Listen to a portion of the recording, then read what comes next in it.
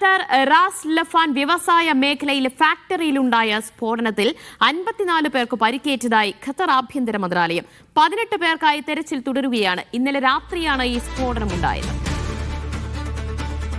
Abbas Muhammad വിവരങ്ങൾ നൽകും. Abbas, എങ്ങനെ ഈ സ്ഫോടനമുണ്ടായി എന്ന് സംബന്ധിച്ച് എന്താണ് ഖത്തർ ആഭ്യന്തര മന്ത്രാലയം നൽകുന്ന വിശദീകരണം? എത്ര പേർക്ക് പരിക്കേറ്റു? ഇനിയും എത്രത്തോളം പേരെ കണ്ടെത്താനുണ്ട്? ദിവ്യ, റാസ് ലഫാൻ ഇൻഡസ്ട്രിയൽ സിറ്റി എന്ന് പറയുന്നത് തലസ്ഥാനമായ ദോഹയിൽ നിന്ന് ഏകദേശം 80 കിലോമീറ്റർ അകലെ നിൽക്കുന്ന ഒരു ഇൻഡസ്ട്രിയൽ ഹബ്ബാണ്. പ്രധാനമായിട്ടും LNG ഉൽപാദനമാണ് ഇവിടുത്തെ ഒരു പ്രധാനപ്പെട്ട ഒരു വ്യവസായം എന്ന് പറയുന്നത്. അവിടെയുള്ള ബർസാൻ പ്ലാന്റിലാണ് ഇന്നലെ രാത്രി വളരെ വലിയ ശബ്ദത്തോടുകൂടെ സ്ഫോടനമുണ്ടായത്. ഇതിൽ 54 പേർക്ക് പരിക്കേറ്റു.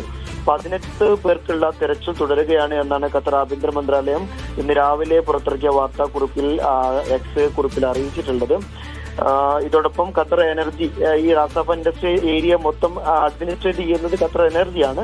ഈ ഖത്തർ എനർജി പുറത്തിറക്കിയ പ്രസ്താവനയിൽ ഈ സ്ഫോടനത്തിന്റെ കാരണം ഒരു സാങ്കേതിക തകരാറാണ് എന്നാണ് അറിയിച്ചിട്ടുള്ളത്. അപകടത്തെ തുടർന്ന് ഈ പ്ലാന്റിൽ വലിയ തീപിടുത്തം ഉണ്ടായി. എന്നാൽ അത് പിന്നീട് നിയന്ത്രണ വിധേയമാക്കി എന്ന് പിന്നീട് അധികൃതർ അറിയിച്ചിട്ടുണ്ട്.